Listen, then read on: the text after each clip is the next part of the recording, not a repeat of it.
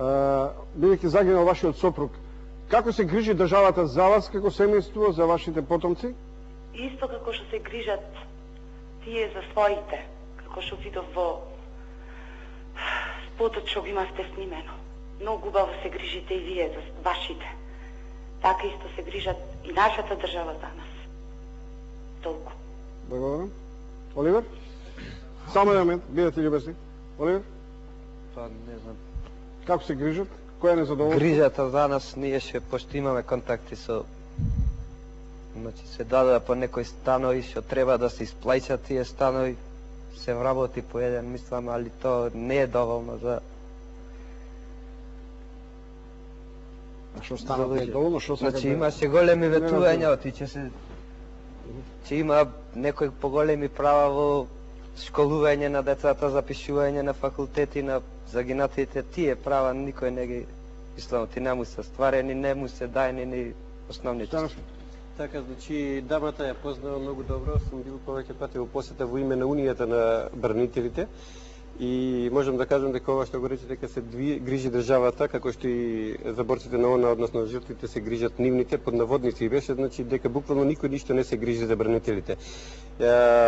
Можем од констатациите што ги имаме направено преку контактите со семејствата на погинатите и ранетите бранители, значи да констатираме дека државата уназад 6 години, значи многу малку има направено за бранителите во поглед на она што е обеќано. Има направено и донесен еден закон кој што буквално или дословно не се почитува, односно и не носи некои права.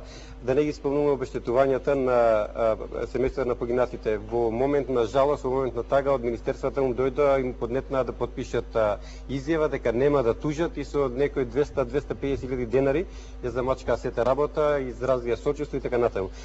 Посебна приказка е за ранетите бранители кои што било активни или резервисти, беа осигурени од КЮВИ, осигурителната компанија не го призна случајот како осигурена ради воени действија, кои што ги исклучува од осигурителен случај.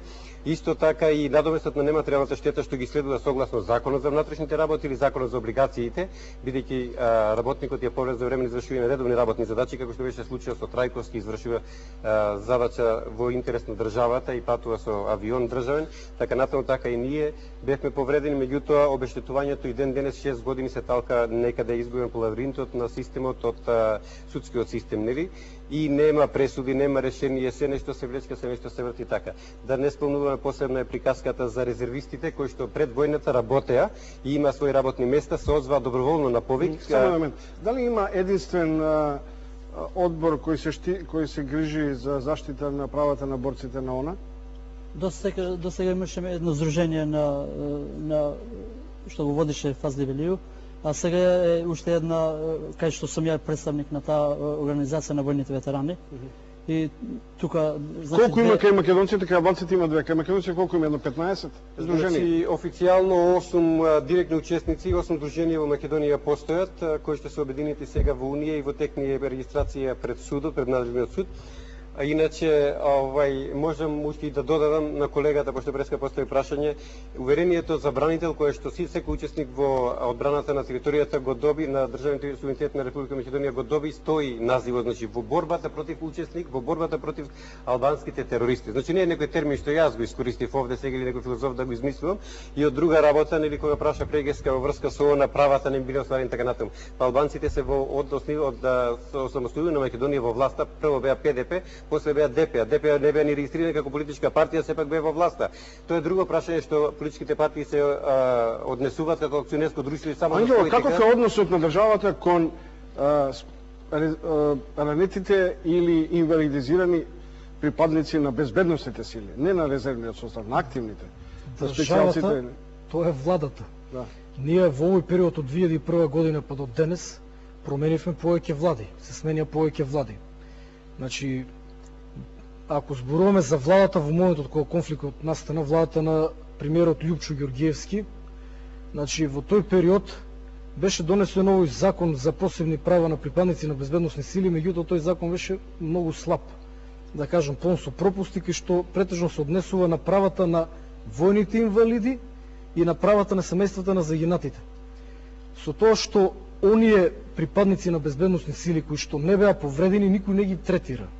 Значи, ние цело време почнувајќи од 2002 по доаѓањето на СДСМ на власт, кога почна хајката против лововите, кај нас се концентрира целото внимание кон лововите. Ние треба да ги оставиме лововите на мира. Тоа е една политичка единица која што се формира на самиот крај на војната и која што не учествуваше во војната, меѓутоа тоа беа луѓе кои што се пријавија да војуват за одбраната на Македонија.